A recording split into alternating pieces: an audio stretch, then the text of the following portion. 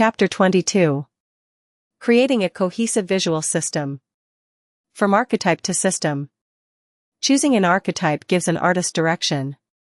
It defines the role the artist will occupy in the audience's imagination: the anti-star, the myth creator, the minimal icon, the chameleon, the cultural symbol, the character builder, or another hybrid position.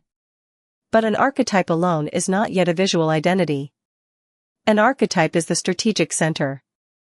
A visual system is how that center becomes visible again and again across clothing, color, photography, video, stage design, social media, typography, movement, and behavior. This is where many artists fail.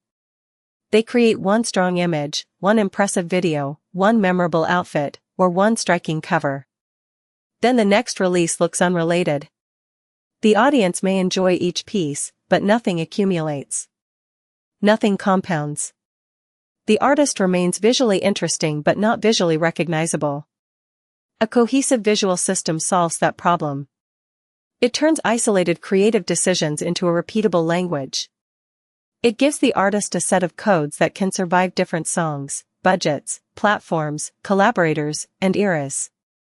It makes identity recognizable not because every image looks identical, but because every image feels as if it belongs to the same world. The goal is not sameness. The goal is coherence. In the modern music economy, this matters because an artist's image is no longer consumed in one controlled format. It appears as a streaming icon, vertical video, backstage selfie, festival clip, magazine cover, fan edit, tour poster, merchandise drop, red carpet look, stage entrance, and screenshot. If these fragments do not connect, the identity weakens. A visual system is the connective tissue. It answers the practical question that follows archetype selection: how does this artist become unmistakable everywhere? The difference between a look and a system. A look is a single appearance. A system is a set of rules that can generate many appearances. This distinction is crucial. A look may be powerful in a photo shoot but collapse when repeated. It may depend on one outfit, hairstyle, makeup choice, background, or production budget. Once that exact condition disappears, the identity disappears with it. A system is more durable. It can change materials, settings, and scale while retaining its core signals. An artist wearing black leather once has a look. But if black leather connects to nocturnal lighting, hard silhouettes, metallic accents, restrained movement, low facial expression, industrial typography, and emotionally cold photography, then it becomes part of an identity. An artist wearing bright pink once has a look. But if pink connects to playful exaggeration, glossy surfaces, hyperfeminine styling, surreal props, cartoonish proportions, and high-energy camera behavior, then it becomes a system. Audiences do not consciously analyze every layer. They feel the pattern. They begin to understand what belongs and what does not. Over time, they recognize the artist faster because the signals repeat. This is why visual identity cannot be reduced to styling. Styling is one layer. A cohesive system includes silhouette, color, texture, hair and makeup, accessories, typography, logos and marks, photographic treatment, camera behavior, stage architecture, lighting, movement, facial expression, social media rhythm, environment, merchandise, symbolic objects, fan-replicable elements. A look may involve 3 of these.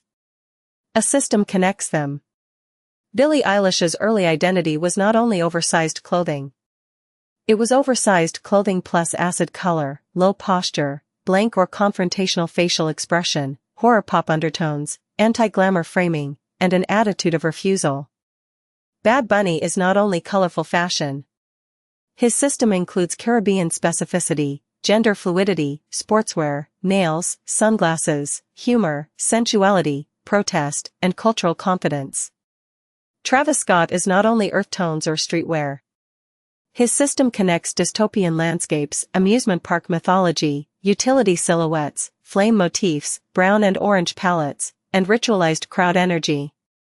The audience remembers the surface. But beneath that surface is structure. That structure is the system. Core identity codes. Every cohesive visual system begins with core identity codes. These are the recurring signals that make an artist recognizable even when everything else changes. They are the non-negotiable elements. They may evolve over time, but they should not be casually abandoned. Core codes can be visual, behavioral, environmental, or symbolic. A visual code might be a silhouette, oversized, tailored, body-conscious, armored, school uniform, athletic, Western, futuristic, Gothic, regal, or childlike. A color code might be a dominant palette, black and red, chrome and white, earth tones, neon green, soft beige, royal blue, candy pink, desert orange, or monochrome gray. A texture code might include leather, denim, latex, mesh, knitwear, fur, metallic surfaces, distressed fabric, lace, plastic, or natural fibers. A behavioral code might be stillness, chaos, humor, seduction, distance, vulnerability, arrogance, awkwardness, ritual, aggression, or softness. An environmental code might be the bedroom, street, desert, club, church, arena, car, coastline, warehouse, school, fantasy kingdom, or digital void. A symbolic code might be a mask, cross, heart, flame, animal, flower, crown, helmet, glove, sunglasses, hairstyle, or repeated hand gesture. The artist does not need many core codes. Too many codes create confusion. Most strong systems are built around 5 to 7 primary signals. These codes should be simple enough to describe in ordinary language. If a creative team cannot summarize the artist's identity codes clearly, the audience will not remember them intuitively. A useful test is the one-sentence recognition exercise. If this artist appeared as a silhouette, color palette, object, and environment, what would we immediately know?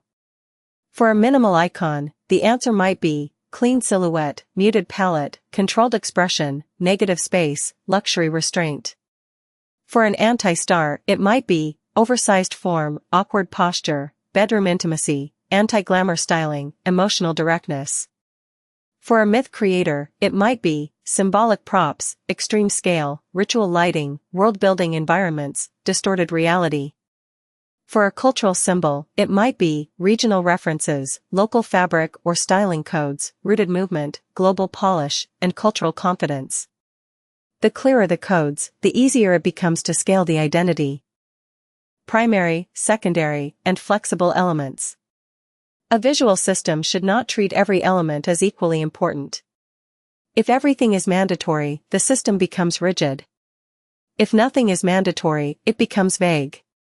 A useful structure is to divide the system into 3 levels: primary, secondary, and flexible elements. Primary elements are the identity's strongest recognition devices. They should appear often enough to become memory. These might include a dominant silhouette, signature color, hairstyle, facial attitude, recurring symbol, or consistent photographic mood. Secondary elements support the system but can change more often. These might include seasonal colors, campaign-specific props, temporary styling details, location choices, or release-era typography. Flexible elements allow experimentation. They give the artist room to respond to trends, collaborations, casual life, humor, fan culture, or personal change without destroying the identity. This hierarchy protects the artist from 2 common mistakes. The first mistake is overdesign. Every photo, outfit, and post becomes so controlled that the artist starts to feel artificial. There is no air in the system. Fans cannot imagine the person behind the image. The second mistake is underdesign. The artist changes constantly without a clear thread. Each creative decision may be attractive, but the audience cannot connect them. A strong system sits between these extremes. It has rules, but not a prison. It has repetition, but not boredom. It has enough consistency to build recognition and enough flexibility to stay alive. Testing the system across scale. A cohesive identity must survive different formats. It must work as a thumbnail and as a stage show. It must work in a phone shot clip and in a high-budget campaign. It must work on merchandise, playlist covers, press images, fan edits, and live performance screens. This is where many visual concepts fail.